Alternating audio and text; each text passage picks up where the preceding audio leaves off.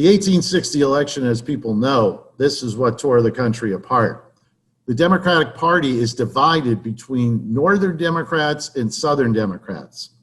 Northern Democrats felt that slavery should be decided in the new territories by a vote. It was called popular sovereignty. So any of the new territories, if they wanted slavery, they should be allowed to vote yes or vote no in the majority rule. The Southern Democrats did not feel that way. They wanted slavery to be free to expand into the new territories. And so there was a split within the Democratic Party.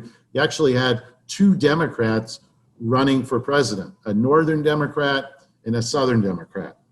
And then Abe Lincoln was nominated by the Republicans. Abe Lincoln he didn't have a lot of political experience. He only served one term in the House of Representatives. He was a lawyer. He traveled around Illinois as one of these circuit lawyers. A lot of people felt the Republicans were going to pick Seward. He was from New York and he was the governor, and a lot of people felt that he would have been the nominee, but the Republican Party at their convention went with Abraham Lincoln. And Lincoln, as a Republican, was opposed to slavery's expansion into the new territories that were growing out beyond the Mississippi. And that was one major thing that he ran on.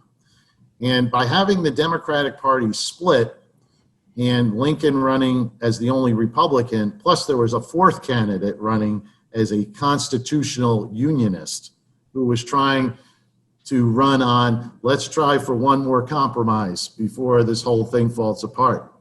So Lincoln's name did not even appear on the ballot in many southern states. It was not allowed to be on the ballot. So when the electoral votes are counted, obviously Lincoln wins the election because the Democratic Party is split. Lincoln wins all the northern states that have the big electoral numbers. The Democratic Party is in a mess right now. And shortly after Lincoln was elected in November of 1860, in early December, South Carolina makes good on its promise.